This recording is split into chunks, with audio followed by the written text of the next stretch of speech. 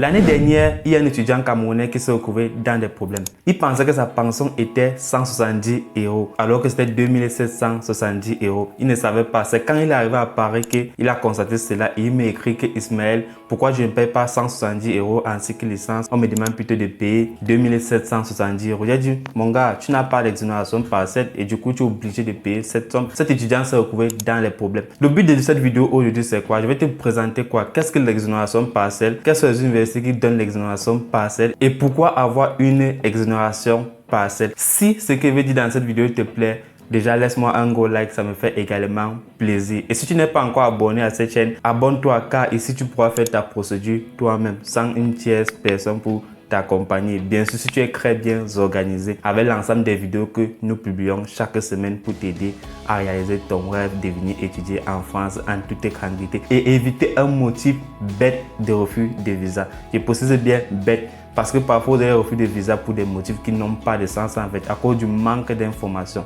Donc c'est très important déjà de prendre cela en considération. Sans toutefois tarder, je vais aller à l'étape suivante. Qu'est-ce que c'est l'exonération partielle? L'exonération partielle, c'est quoi? Je vais un peu essayer de détailler ça de telle sorte qu'une grand-mère puisse comprendre ce que je vais dire. Au lieu de payer une somme qui est extrêmement chère, les universités préfèrent réduire ça pour les étudiants étrangers par 15. Ça veut dire quoi? Si tu es en cycle licence et que tu payes 170 €, là c'est l'exonération partielle. On réduit à 170 €. Et maintenant, si tu veux payer sans exonération partielle, tu fais x15.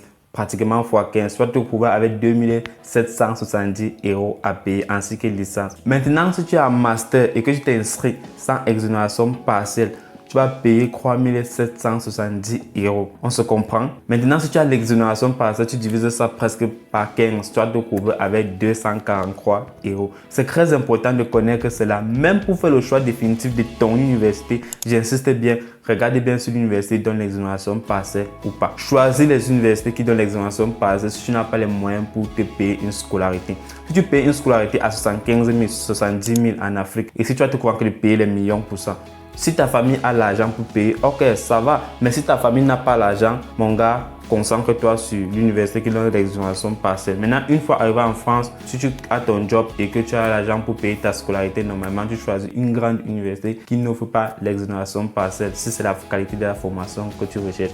C'est le conseil là que je te donne dans cette vidéo aujourd'hui. Sois sage, ne fais pas comme ce gars. Je ne vais pas citer son nom ici. S'il regarde cette vidéo, il va se reconnaître également. Bon, après, il a pu succomber à cette douleur. Franchement, je l'ai quand même aidé avec certains conseils et des pratiques. Ça va quand même. Jusqu'à présent, il ne se plaint plus. Donc, j'ai fait cette vidéo pour t'aider à éviter cela. Maintenant, comment faire pour savoir si tu auras une exonération partielle ou pas? C'est simple. On ne stresse pas dans cette vidéo. On réduit le maximum de stress possible. On se comprend? Pour savoir si tu auras une exonération partielle, généralement, l'université met les frais d'inscription dans ton panier Campus France. Quand tu fais le choix sur Campus France, on te met généralement la scolarité. Parfois, on dit 170 € si tu as un cycle licence. Parfois, on dit 243 € si tu as un cycle master. Et maintenant, l'exonération partielle dépend aussi de l'université. Attention, attention. Une université qui disait oui, Ismaël, on donne l'exonération partielle. C'était l'université de Rennes, je me rappelle bien.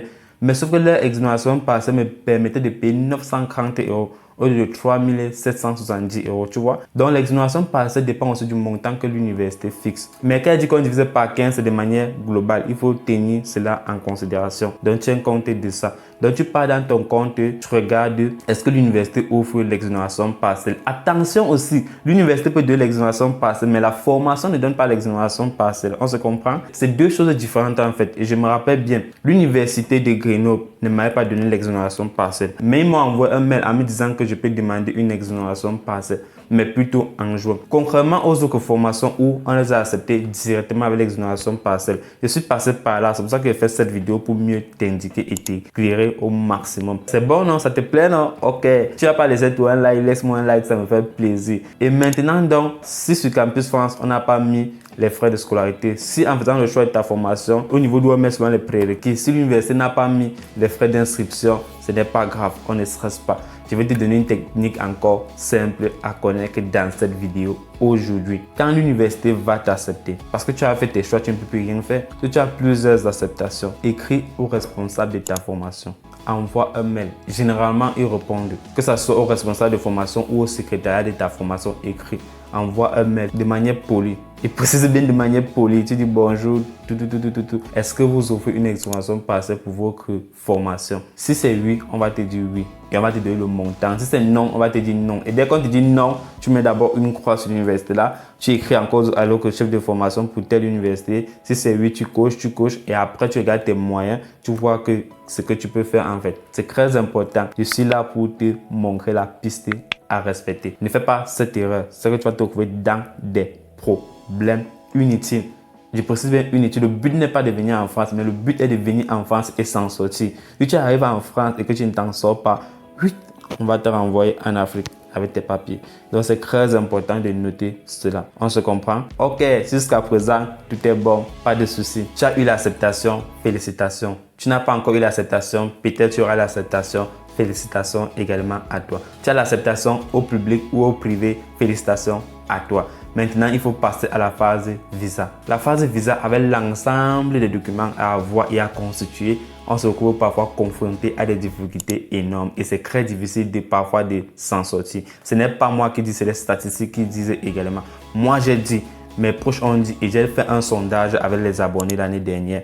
Et ils ont répondu. Et vous avez présenté ça. 70% ont dit que la phase visa est plus compliquée que la phase Campus France. Dans cette vidéo, ce n'est pas pour te faire peur. Tu vois, je te dis quoi? Suis l'ensemble des vidéos et si tu suis ça attentivement et que tu fais des recherches accompagnées à cela, tu peux avoir ton visa tranquillement. Maintenant, si tu as des difficultés, des problèmes spécifiques à ton dossier et que tu veux un accompagnement, chose qui est recommandée, je te conseille de nous écrire via le numéro en description. En ce moment, nous sommes en promotion et il vaut mieux tenter et regarder nos prix. Nos prix sont exceptionnels, on se comprend. Avec cela, on aura un groupe WhatsApp où on va t'insérer, on va répondre à toutes tes questions et t'accompagner avec un ensemble de programmes vidéo également. C'est très important de dire cela dans cette vidéo aujourd'hui. Donc, qu'est-ce que tu as à faire? Prends notre numéro en description de vidéo pour plus de détails. Maintenant, je vais aller à la deuxième partie de notre vidéo. Quelles sont les universités qui offrent l'exonération partielle?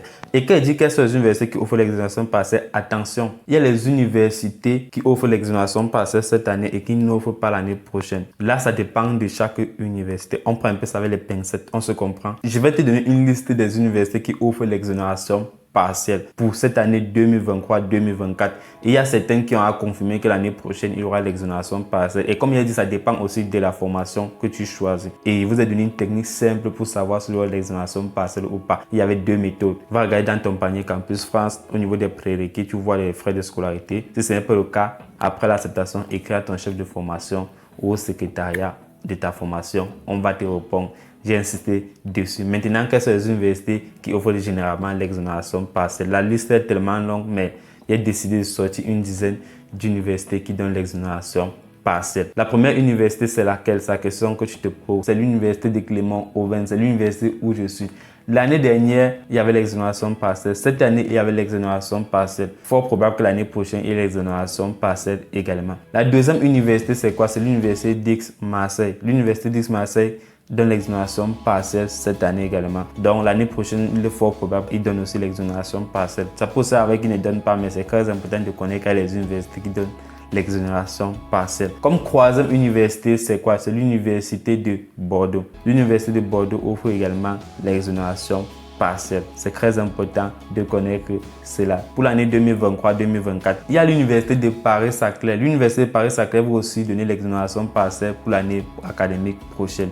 Cette année, ils donnent l'exonération partielle. Ils vont aussi donner pour l'année académique prochaine également, donc en 2025. Également pareil pour l'université de Corse. Également pareil pour l'université de Tours. Ces universités offrent l'exonération partielle pour cette année et pour l'année prochaine également. Maintenant, l'université de Nantes offre l'exonération partielle pour cette année également. C'est très important de connaître cela. Tu as donné peut-être 8 universités, c'est pas trop. Il y a l'université d'Angers. L'université d'Angers offre également l'exonération. Il y a l'université de Mans. L'université de Mans offre également l'exonération partielle. Il faut également regarder cela. Et pour terminer avec ma liste n'est pas exhaustive, ça continue bien. Si je commence à te citer, on va aller à 30 universités, mais ce n'est pas toutes les universités qui donnent l'exonération partielle. Dernière université qui donne l'exonération partielle pour cette année également, c'est l'université de Montpellier. L'université de Montpellier offre également l'exonération partielle. Si ce qui a été dit dans cette vidéo t'a plu, n'hésite pas à me lâcher un gros like, ça me fait également plaisir. Et abonne-toi pour la suite, pour les prochaines vidéos qui arriveront. C'était Ismaël. Ciao.